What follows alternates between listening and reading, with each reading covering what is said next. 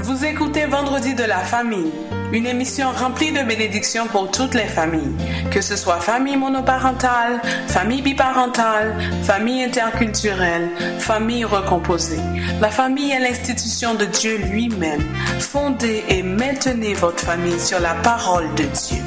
Vendredi de la famille, tous les vendredis de 5h à 6h sur CPAM 1410 AM. Soyez bénis, peuple de Dieu. Soyez bénis, peuple de Dieu. Vendredi de la famille. Bon bagaille. Place moins nouvelle, existence moins nouvelle. Personne n'a qu'à bloquer, bon Dieu, pas non. Ça respirer, n'est pas blanc ou balai. Ou de l'action de grâce, honorer non. Tout le monde j'en ai avec. Force moins nouvelle, existence moins nouvelle. Personne n'a qu'à bloquer, bon Dieu, pas non. Ça respirer, ça respirer.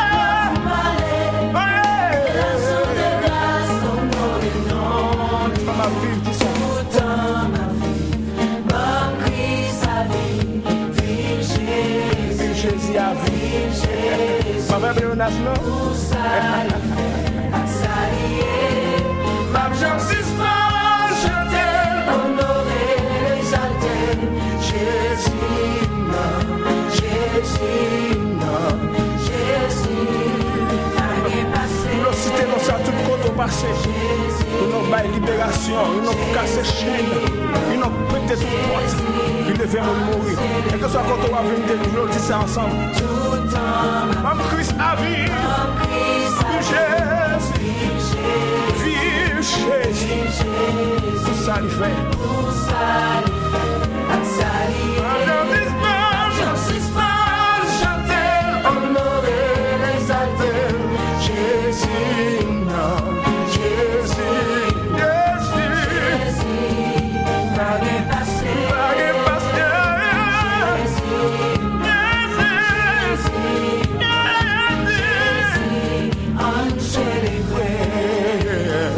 on force moins nouvelle, existence moins nouvelle, personne pas qu'à bloquer, bon Dieu va non. Ça respirer, n'est pas langue ou parler, ou de l'action de grâce, honorer non lui, Pour de l'action de grâce, honorer non lui, je peux te remercier. Mais que je nous attends pour adorer. Couper des mains pour adorer, pour t'allumer. Mais il n'a le but de respirer. Miséricorde, li pape, j'aime fini. Petits erreurs de te confesser. Mais dès que passe le renard. Bon matin, chers auditeurs et auditrices de l'émission Rencontre matinale avec notre rubrique Vendredi de la famille. Encore une grâce que le Seigneur nous a accordée ce matin de pouvoir nous réveiller pour notre émission. Nous avons notre rencontre avec lui ce matin. Donc réveillez vos enfants, réveillez mari, femme et dites-leur que nous sommes belles et bien dans l'air avec notre émission de prédilection. Vendredi de la famille. Soyez bénis. Bon matin, Rachel.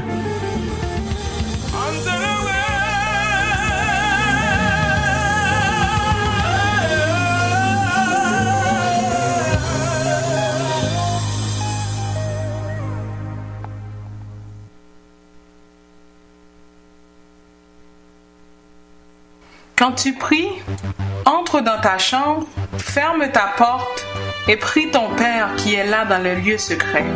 Et ton Père qui voit dans le secret te le rendra.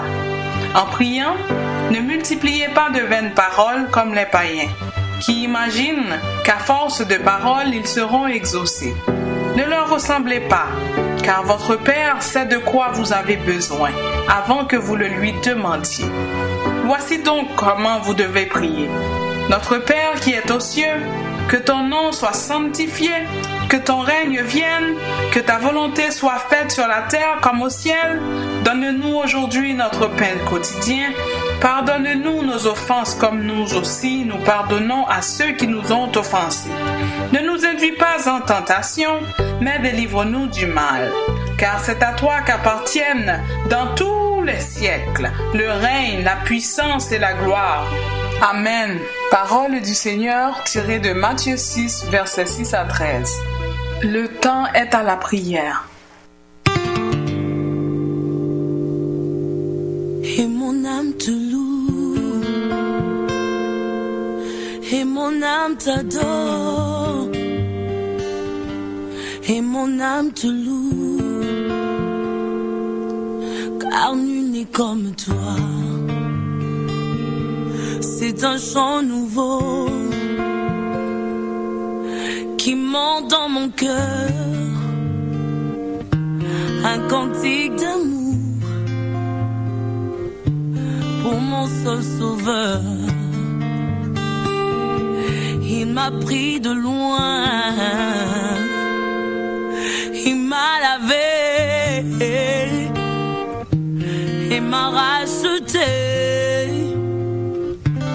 et placé à ses côtés.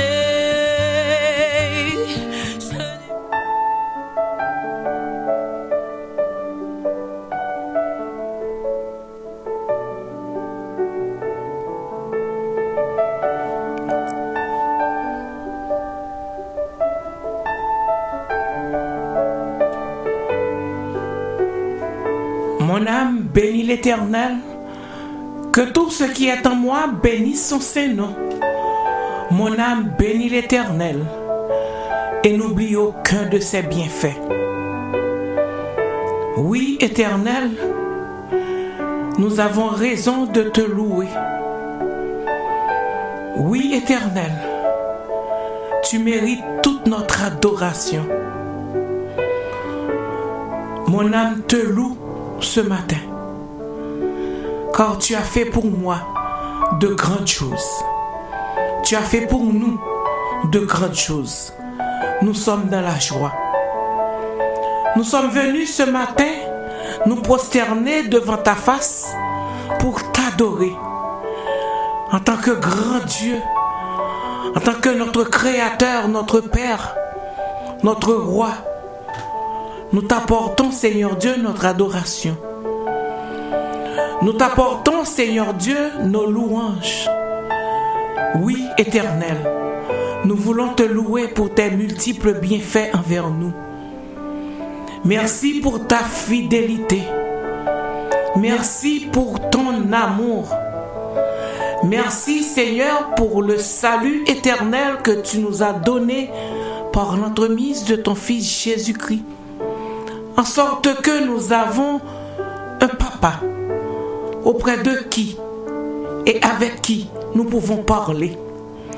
Nous pouvons parler et apporter nos plaintes, nos doléances et demander ce que nous voulons.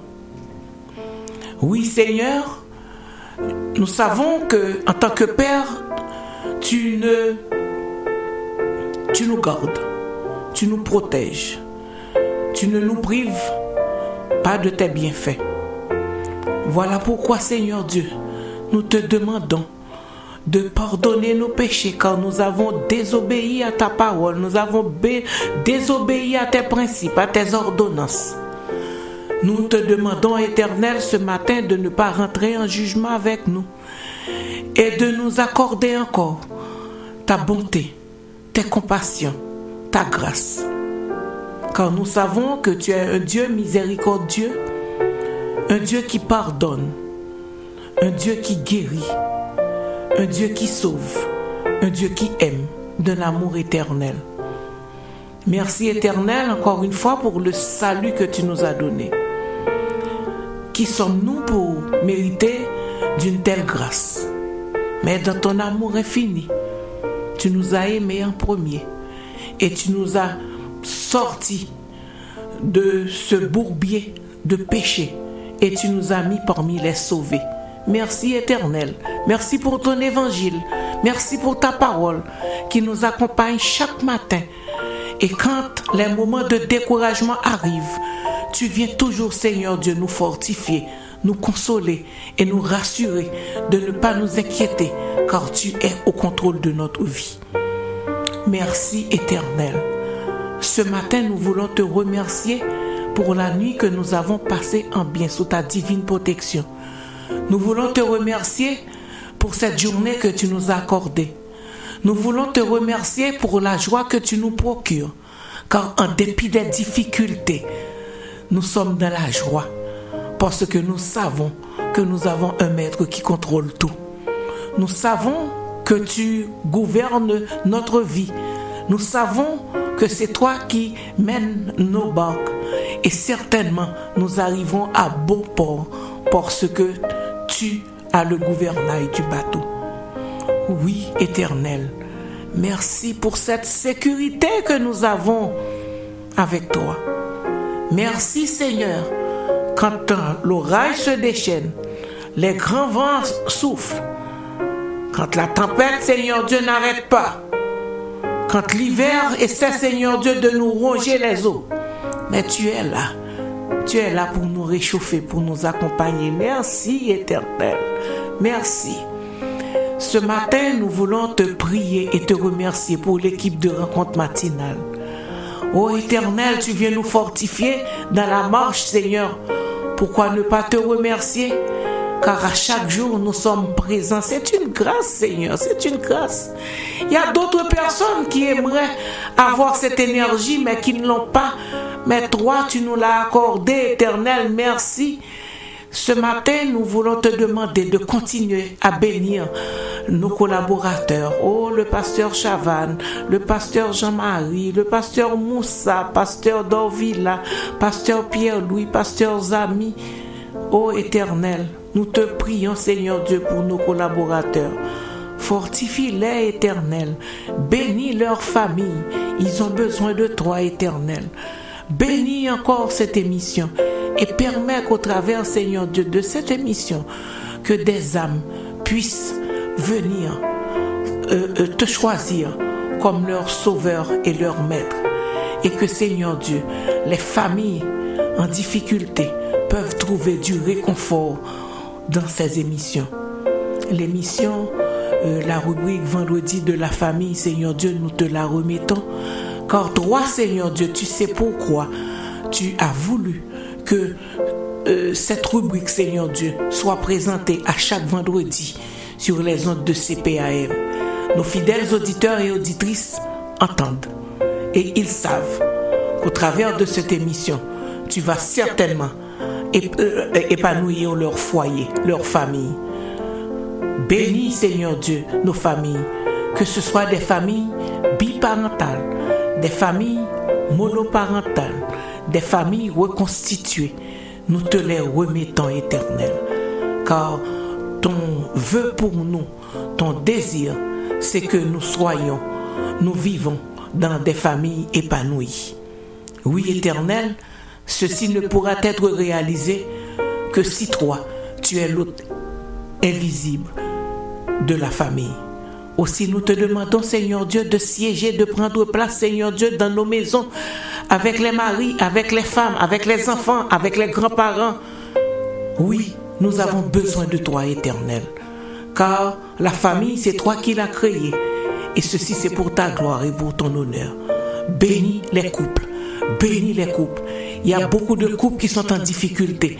Nous te demandons ce matin de voler à leur secours et de colmater les brèches. Il y en a qui sont au bord d'un divorce. Nous te demandons, Seigneur Dieu, d'arrêter le processus et de permettre qu'ils puissent se pardonner les uns les autres et qu'ils puissent se réconcilier. Nous avons besoin de toi, Éternel. Tu l'as déjà fait et tu es encore capable, car tu règnes encore.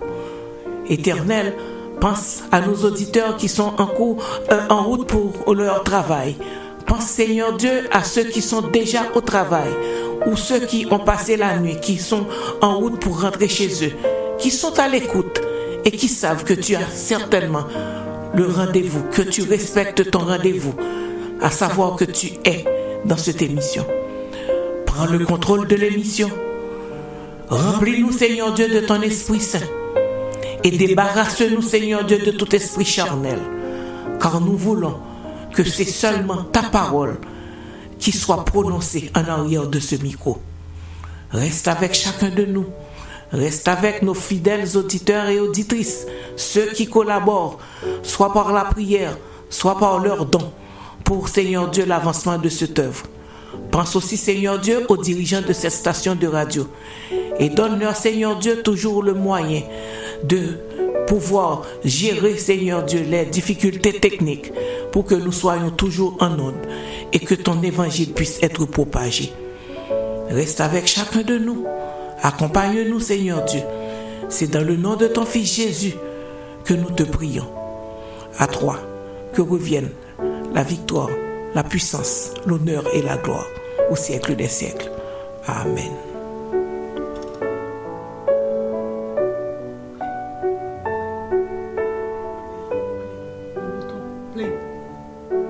Non, play le CD. Play le CD. Rien, je ne crains plus rien, car le bon berger est de mon côté. Même les ténèbres n'ont plus aucun pouvoir sur moi, car la clé de l'amour, c'est mon maître qui la tient. Quand il me tient la main, nous fonçons droit dans l'armée de l'ennemi. Et le grand Goliath se retrouve par terre. Lui seul me suffit. Lui seul est tout pour moi. Quand je ne sais comment dire, je me mets à chanter. L'Éternel est bon, l'Éternel est bon, l'Éternel est bon, il est bon pour moi.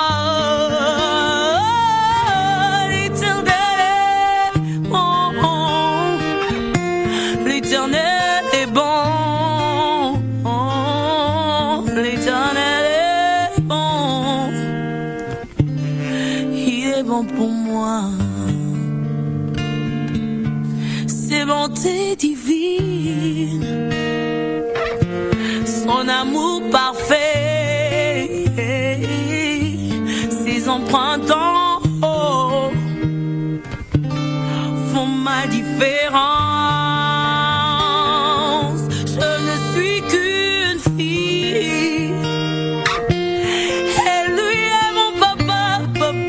Papa, oh regarde bien, j'ai les traits du roi. Lui seul me suffit, lui seul est tout pour moi. Quand je ne sais comment le dire, je me mets à chanter. Chantons avec Moana, Dena Moana, l'Éternel est bon. Oui, aimables auditeurs et auditrices, prenez le temps de contempler la bonté de l'Éternel envers vous, tout ce qu'il a fait pour vous. Oui, il est bon pour moi, il est bon pour vous. N'était-ce pas lui? Où serions-nous? Prenons le temps de contempler la bonté de l'Éternel manifestée en notre faveur. L'Éternel est bon. Oui, il est bon pour moi. Il est bon pour nous. Chantons, chantons avec Dena Moana. L'Éternel est bon. Ne soyons pas des insatisfaits. L'Éternel, oui, il est bon. Prenons le temps de n'être pas ingrat envers lui. Il est bon, il est bon. Lui seul me suffit. Lui seul est tout pour moi. Quand je ne sais comment dire, je me mets à chanter.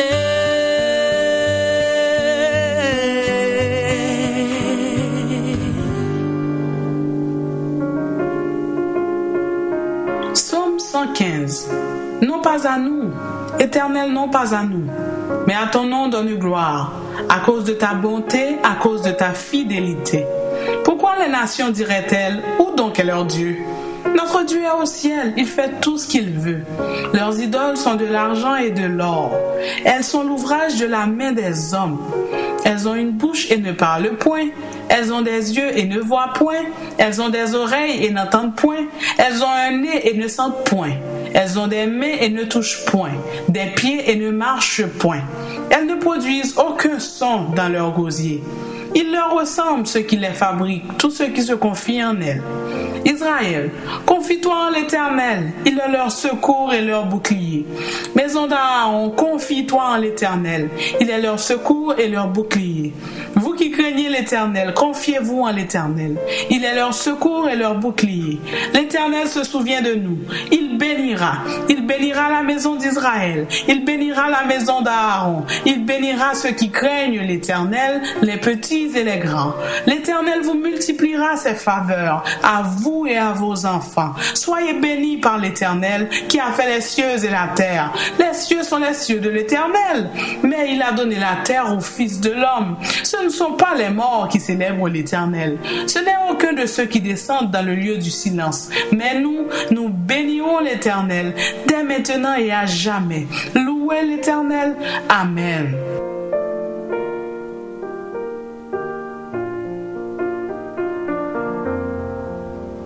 Oui, non pas à nous, Père éternel, non pas à nous, mais à ton nom, donne gloire à cause de ta bonté, à cause de ta fidélité. Oui, aimables auditeurs et auditrices, ce psaume, c'est un psaume qui nous dit de donner toute la gloire à notre Dieu. Nous ne devons jamais chercher la gloire pour nous-mêmes, mais toujours désirer que la gloire de Dieu se manifeste et que son nom soit honoré dans tout le monde ou dans le monde entier.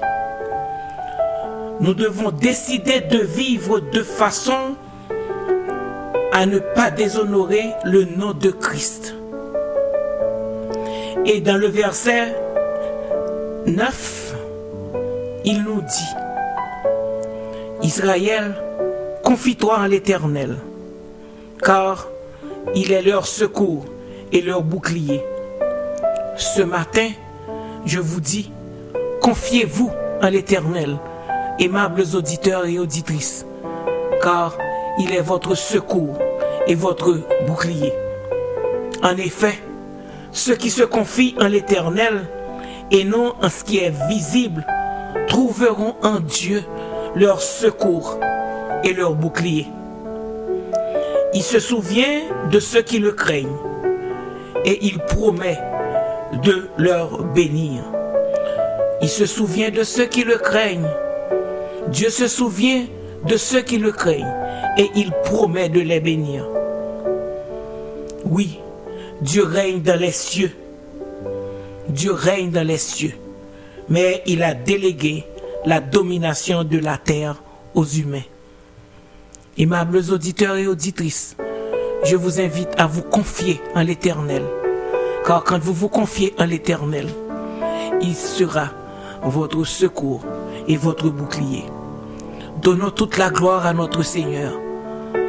À lui seul soit la gloire. Ne cherchez pas à vous glorifier vous-même, mais essayez de donner toute la gloire à Dieu au travers de vos vies. Soyez bénis.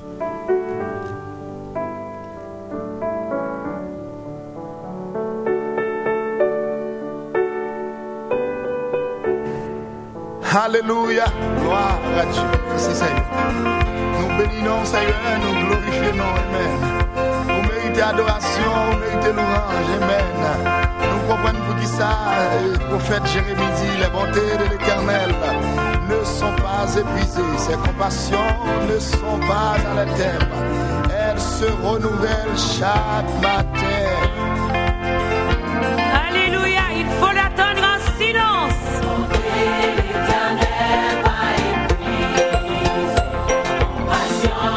Avec notre diva Sylvanie, prenons le temps de louer le Seigneur. C'est notre temps de louange.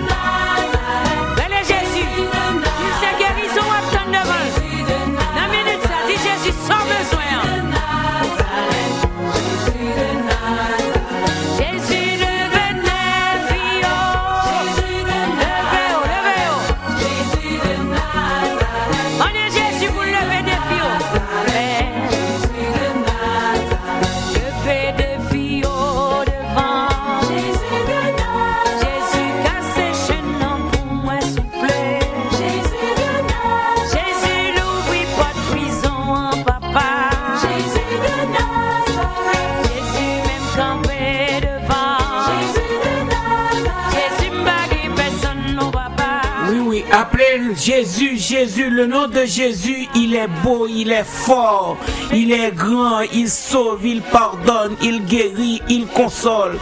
Relais Jésus matin, frère, sœur, relais Jésus, non, non, il y a puissance, non, non, il y a force. Quand tu dis Jésus et toutes les affaires sont changées, les tristesses sont changées en joie, tristesse changée en joie. Tu as la victoire, il y a la puissance dans le nom de Jésus, il y a la puissance dans le nom de Jésus, il y a la victoire dans le nom de Jésus. Chantons le nom de Jésus ce matin. Jésus de Nazareth, il sauve, il pardonne, il guérit, il console. Appelons, crions haut et fort Jésus, le nom de Jésus qui est si beau, si doux, si grand, si merveilleux. Jésus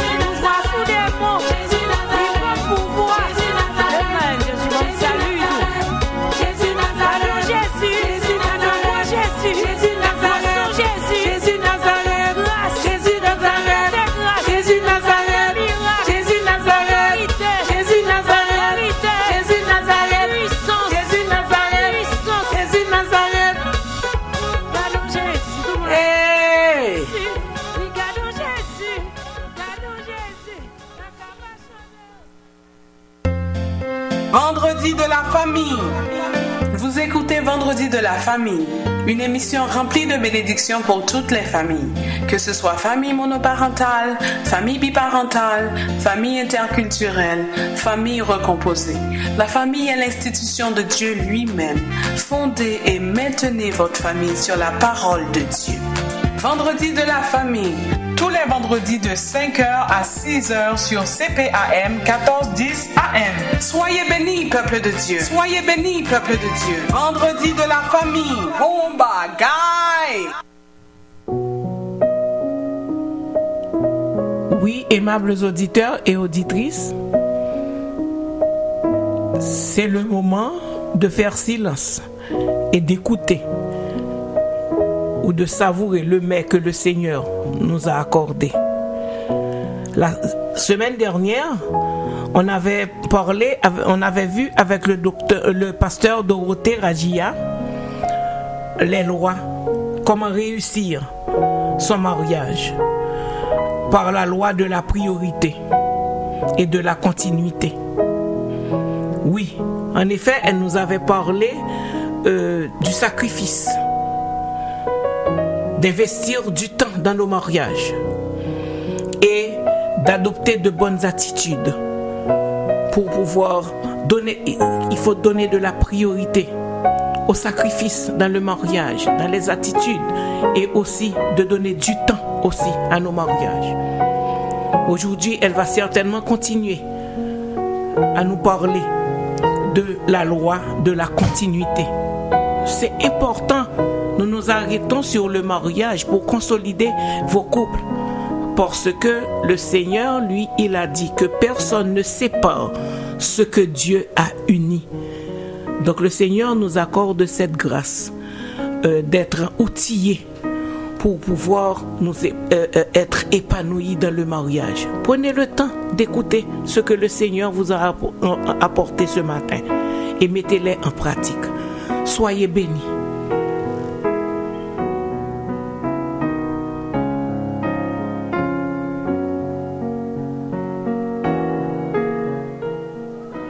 Alléluia.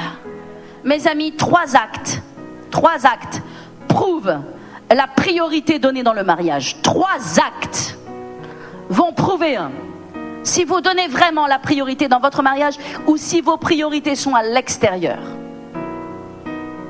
Premièrement, le sacrifice. Excusez-moi de commencer par ce terme-là, il est un peu dur, il fait peur, il donne envie de fuir, mais la réalité c'est que il n'y a pas d'amour sans sacrifice. Parce que j'aime, j'ai plaisir à me sacrifier. L'amour se voit par le sacrifice. Car Dieu a tant aimé le monde qu'il a sacrifié son Fils unique afin que j'aie la vie éternelle. Dieu ne peut pas me dire bisous, bisous, je t'aime. Simplement, et me laisser aller droit en enfer. Non. Sinon Dieu est un Dieu menteur, c'est un hypocrite. Mais la réalité c'est que Dieu, quand il me dit je t'aime, il sacrifie son Fils pour que je sois sauvé. Donc l'amour se voit par le niveau de sacrifice que j'investis dans mon mariage. Si je ne fais pas de sacrifice, s'il n'y a pas une notion de sacrifice, si je ne suis pas capable de sacrifier mon temps, mon emploi du temps, mon sport, mon loisir, mon plaisir, ma gestion de l'argent, si je ne suis pas capable de faire des sacrifices, je ne peux pas dire que j'aime. Qui a envie de blablabla et de baratin? Qui a envie de mots doux simplement? Non, les actes prouvent la réalité de l'amour. Le sacrifice prouve la réalité de l'amour. Alléluia. Le deuxième acte qui prouve la priorité donnée au mariage. Le deuxième acte qui prouve qu'il y a un investissement que vous faites dans votre couple. Vous devez investir.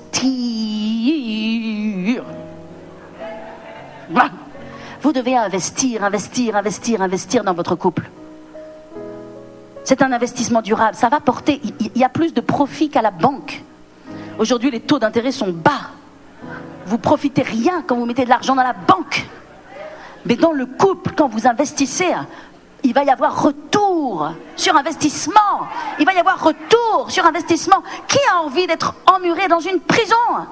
Parce que le mariage peut devenir une prison. Le mariage peut devenir une prison, je vous le dis. Il y a beaucoup de couples chrétiens qui restent ensemble parce qu'ils restent ensemble. Parce que, en tant que chrétien, on ne divorce pas. Mais la réalité, ils ne seraient pas chrétiens, ils ne seraient plus ensemble. Qui veut vivre dans ce genre de couple? Ça n'a aucun intérêt. Nous avons tout intérêt à y travailler. Nous avons tout intérêt à changer. Nous avons tout intérêt à investir. Alléluia. Alléluia. La deuxième chose qui prouve la priorité donnée au mariage, c'est le temps. Quel temps tu consacres à ton mariage? Quel temps tu consacres à ton mariage? Nous consacrons du temps, évidemment, pour notre travail. Nous consacrons du temps pour tellement de choses. Mais n'est-il pas normal que les mariages aient des problèmes? Dans la mesure où aucun temps n'est investi dans le mariage. Est-ce que être marié, c'est simplement éplucher les carottes ensemble? Est-ce que être marié, c'est simplement, qu'est-ce que tu fais? Tu passes la serpillière et moi je m'occupe des enfants, je les mets au dodo. C'est ça le mariage? C'est simplement être côte à côte dans une même maison et se partager les tâches, les devoirs? Mais combien de mariages sont réduits à ce genre de relation? Ce n'est pas ça, passer du temps dans votre mariage. Passer du temps dans votre mariage, c'est prendre votre mari, votre femme et sortir ensemble de la maison pour vous regarder dans les yeux et vous prendre dans la main. Et vous dire des choses qui sont profondément sur votre cœur, sans reproche ni accusation.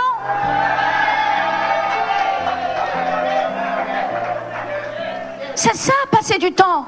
C'est faire des choses ensemble, sans personne d'autre. Et Dieu merci pour les enfants. Nous les aimons, mais sans personne d'autre. C'est ça. Ensemble, se faire plaisir ensemble. C'est sortir ensemble, c'est se balader ensemble, c'est avoir un plaisir ensemble, c'est aller manger un gâteau ensemble, c'est aller au cinéma ensemble, c'est faire quelque chose ensemble. Mais quel temps vous investissez dans votre mariage? Est-ce que votre mariage n'est que contrainte, habitude, obligation?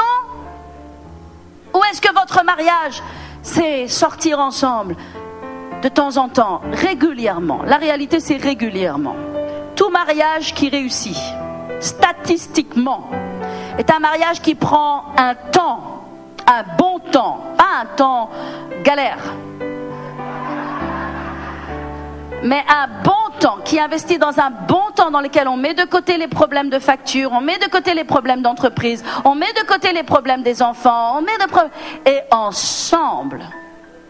Statistiquement, les mariages qui durent sont des mariages qui prennent toutes les semaines, les couples qui prennent toutes les semaines un temps ensemble, en dehors de toutes les choses, pour parler, communiquer, s'aimer et prendre un bon temps.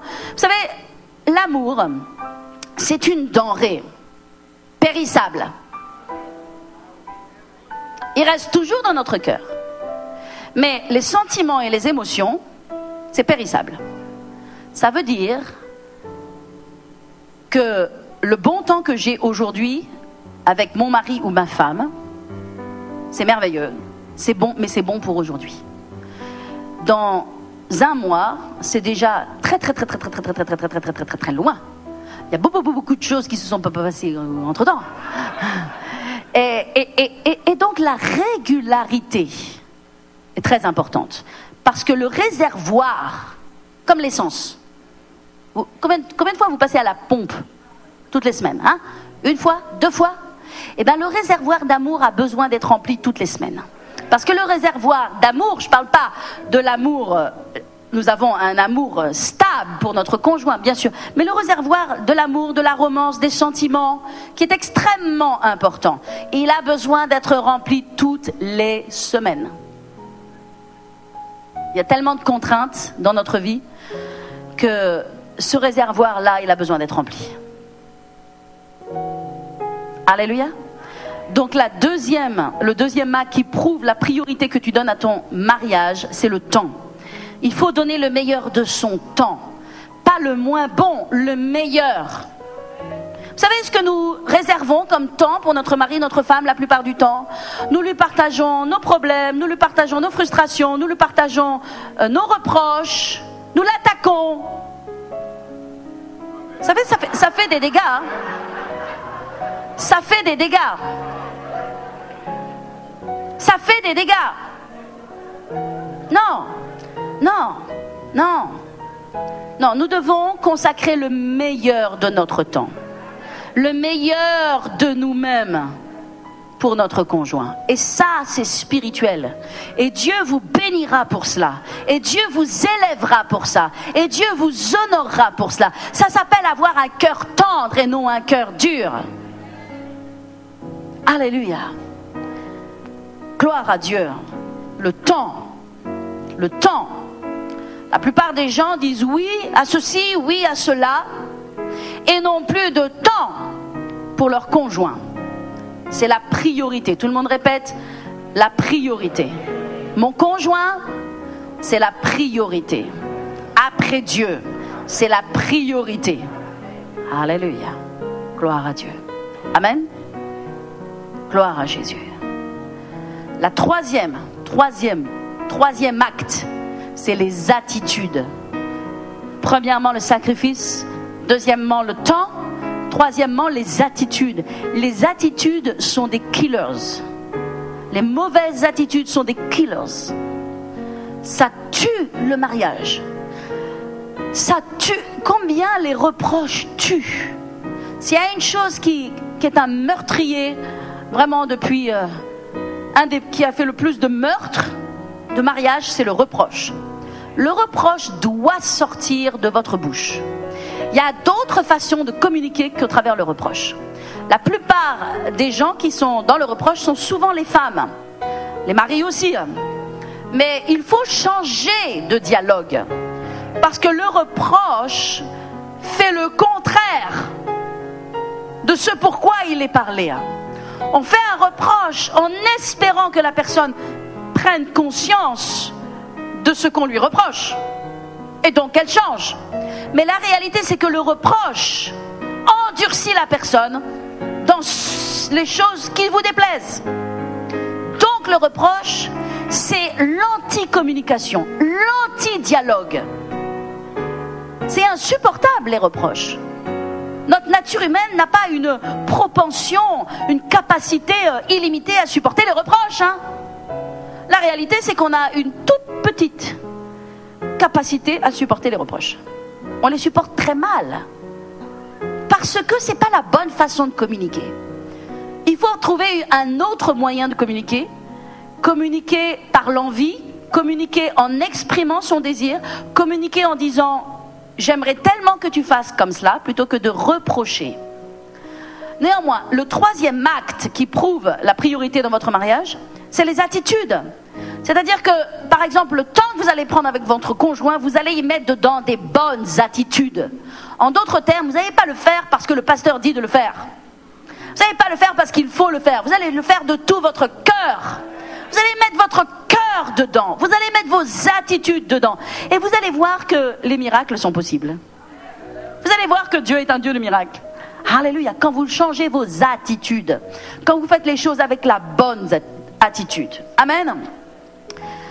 Il y a une étude, et j'ai entendu un serviteur de Dieu qui parlait de cette étude, qui a été réalisée sur les différentes phases du mariage.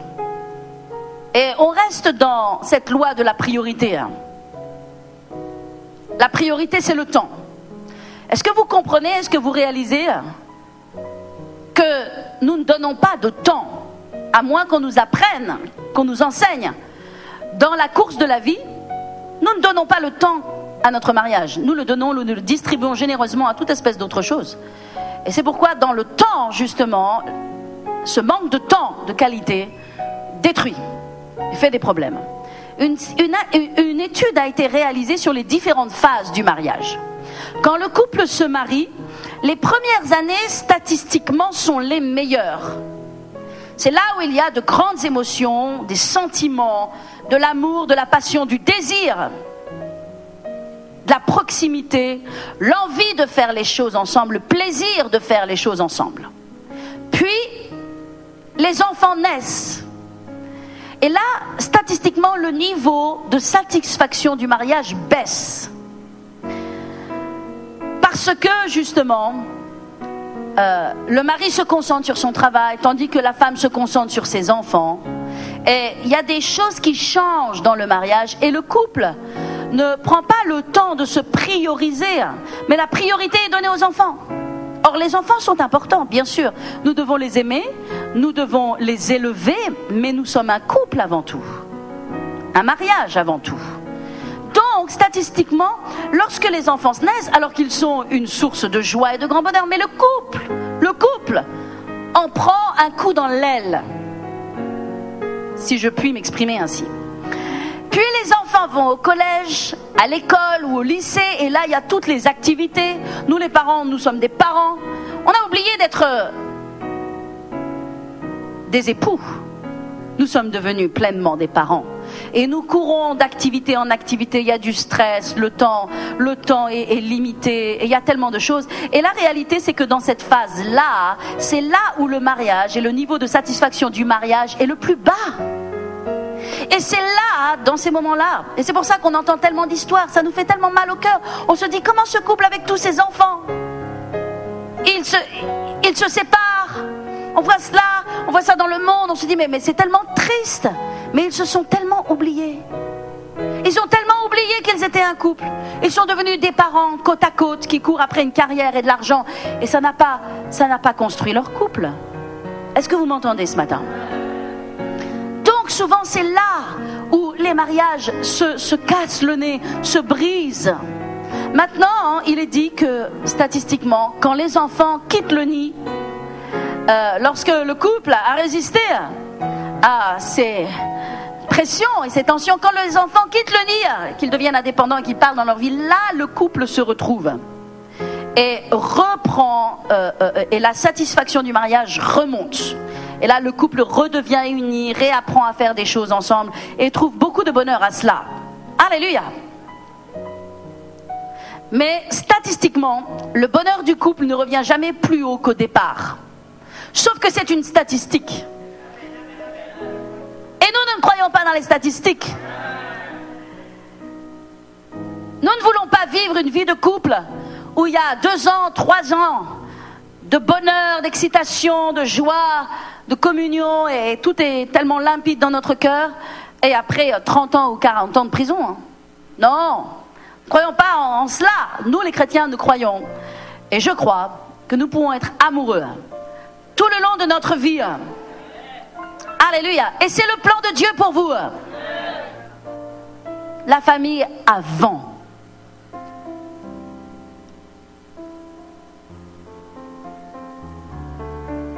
La deuxième loi,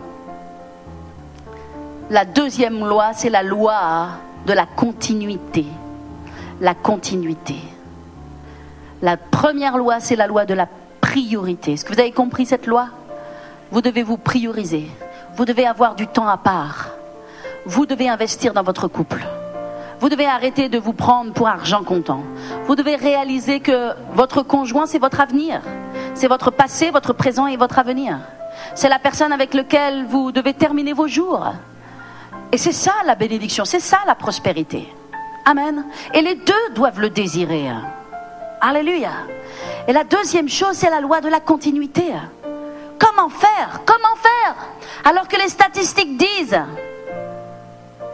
que simplement le début du mariage est passionnant et zélé et amoureux et fougueux.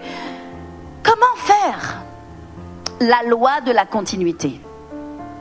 Qu'est-ce que vous faisiez au début de votre mariage ? Qu'est-ce qui a fait que cette personne soit tombée dans vos filets ? Hein ? Comment vous avez fait ?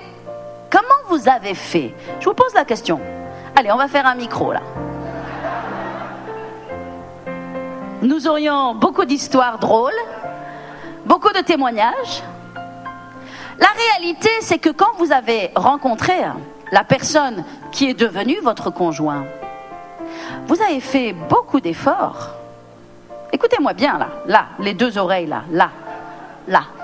Vous avez fait beaucoup d'efforts pour plaire à la personne. Hein ? Vous vous êtes bien habillé. Vous étiez soigné. Vous avez montré le meilleur de votre personne. Vous étiez parfumé, lavé, douché.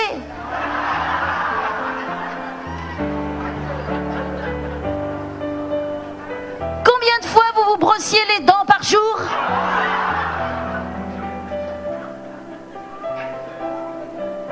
C'est drôle, mais la réalité, c'est que c'est la réalité. Hein?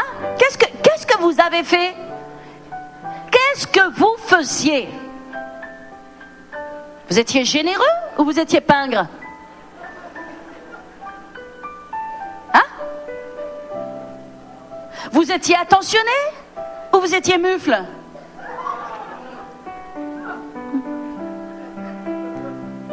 Vrai ou faux?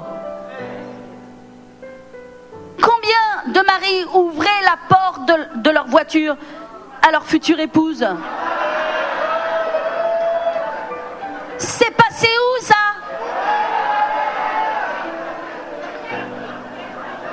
Où sont les actes? Où est la continuité?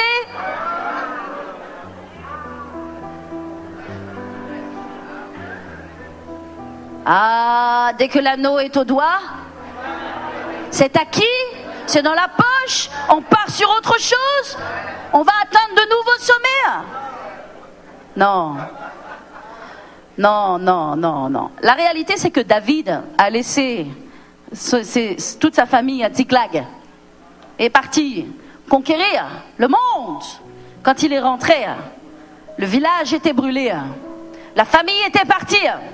Il s'est mis devant Dieu, il a dit: Seigneur, qu'est-ce que je dois faire? Qu'est-ce que je dois faire? Et Dieu lui dit: David. D'abord, il s'est encouragé dans le Seigneur. Il s'est encouragé dans le Seigneur. Et je vais vous dire, certains d'entre vous, vous avez besoin de vous encourager dans le Seigneur aujourd'hui. Parce que c'est dur, parce que c'est pas facile, parce que. Vous avez besoin de vous encourager dans le Seigneur. David s'est encouragé d'abord dans le Seigneur. Ses meilleurs hommes voulaient le lapider. C'était dur. Et après, il a interrogé Dieu. Et Dieu lui a dit: qu'est-ce que je dois faire? Qu'est-ce que je dois faire pour ma famille, mon couple, là-bas, au loin, chez les païens? Qu'est-ce que Dieu a dit à David? David, tu vas poursuivre, tu vas dépasser et tu vas tout récupérer. Et c'est ce que vous devez faire. C'est la loi de la continuité. Vous devez revenir à ce que vous étiez avant. Ce n'est pas possible d'avoir été attentionné, affectueux, doux, d'avoir parlé des paroles positives, d'avoir eu des attentions, d'avoir été généreux, d'avoir offert des cadeaux, d'avoir senti bon, et de s'être habillé, de s'être soigné, d'avoir été beau, d'avoir soigné son apparence, soigné son comportement. Et après, au bout de 10 ans, d'être l'inverse de ce que vous étiez. Il y a vol sur la marchandise. Il y a tromperie. Il y a tromperie.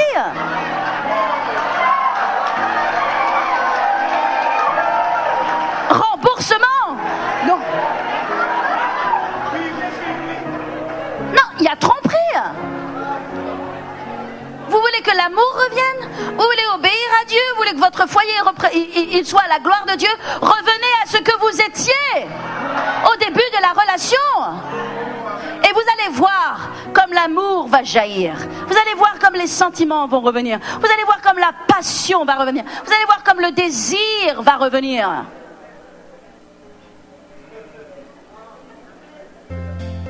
Vendredi de la famille. Vous écoutez Vendredi de la famille, une émission remplie de bénédictions pour toutes les familles, que ce soit famille monoparentale, famille biparentale, famille interculturelle, famille recomposée. La famille est l'institution de Dieu lui-même. Fondez et maintenez votre famille sur la parole de Dieu. Vendredi de la famille avec Dr. Roselyne Jolteus-Poinville. Soyez bénis, peuple de Dieu. Soyez bénis, peuple de Dieu. Cette émission est aussi rediffusée sur YouTube, Facebook. Pour commentaires, requêtes de prière et dons, contactez-nous à vendredi de la famille à commercial@mail.com.